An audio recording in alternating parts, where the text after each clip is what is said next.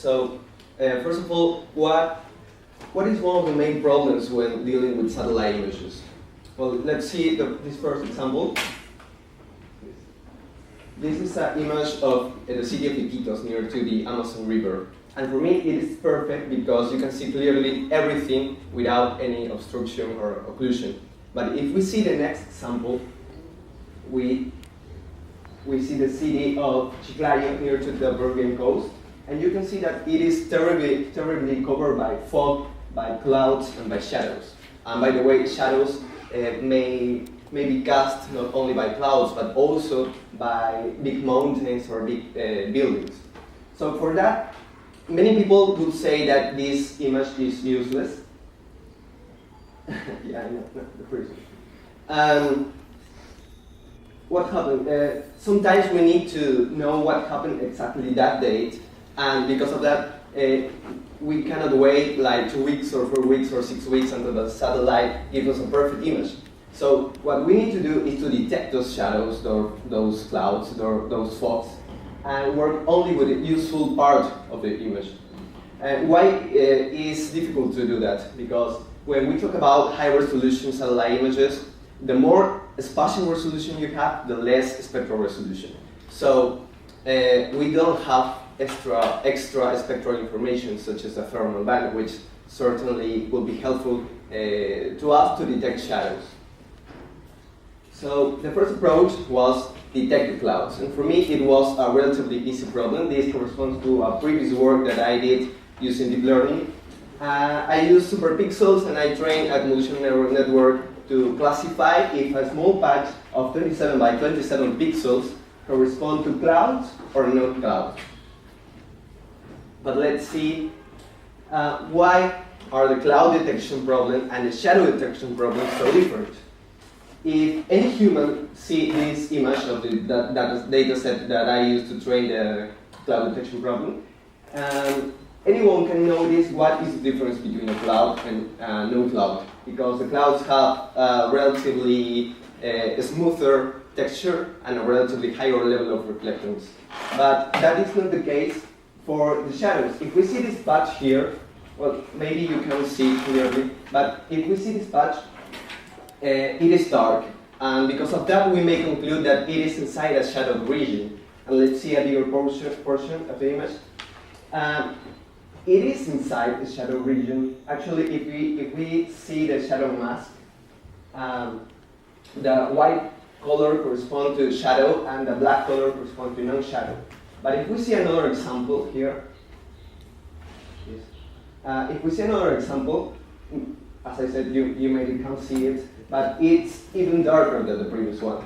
But if we see a bigger portion of its context, this image, well, it is not inside the shadow region, it's inside a low reflecting soil. Actually, the shadows are located in other parts of the image, as we see here.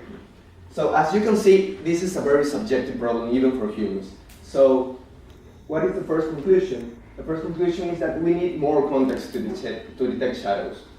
We cannot use small patches of 27 by 27. Instead of doing that, we're going to work with bigger patches of 256 by 256. The next conclusion is that it is no longer a classification problem, because we have patches of 256 by 256.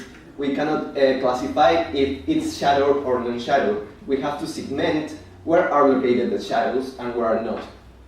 So the next conclusion is that we need to use an end-to-end learning framework. As we see in our scheme, we have to give to our network a whole image as an input, and the network has to give us as an output a shadow binary mask. So you may say, or you may think that this one is a simple unit, and you're right, but this network wasn't trained in a conventional way. It wasn't trained inside this approach, which is a conditional generative adversarial network, or cGANs. So here we have to train not just one network, but two networks. The first one is the generator, and the second one is the discriminator.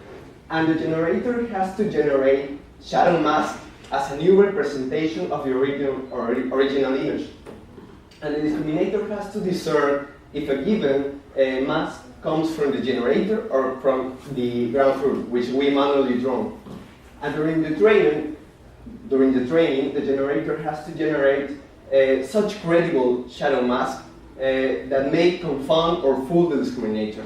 And the discriminator has to be each time better at discerning where come from these shadows mask.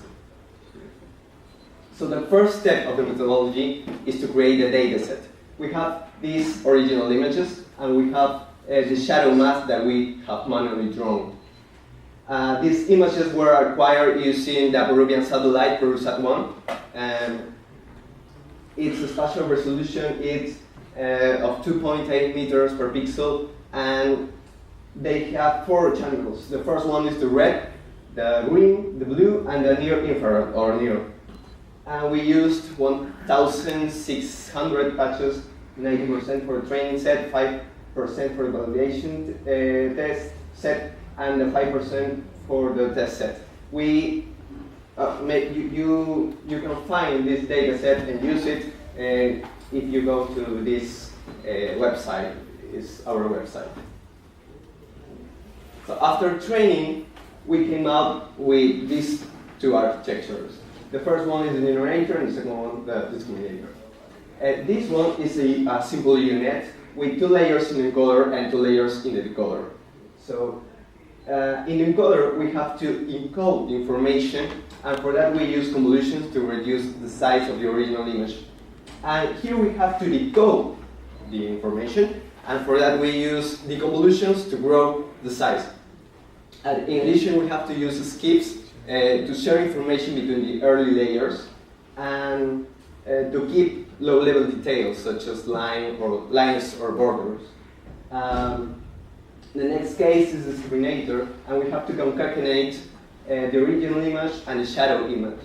And the output could be 1 or 0. If it's 1, means that this combination looks like a real combination. And if it's 0, it means that this is a fake combination. But instead of having just one number, we have a batch of 16 by 16. That means that a single value of that batch corresponds to the feasibility of a batch of 94 by 94 of the original image to be considered like a real or fake. For example, the first pixel of the batch of the output batch corresponds to the first 94 by 94 pixels of the shadow mask, and it means that this patch looks real for the original image. That is called the patch GAN. This is the cost. It's simply a binary cross-entropy cost. And if we see here, Y corresponds to the ground truth that we manually draw, and G corresponds to the generated image of the ground truth.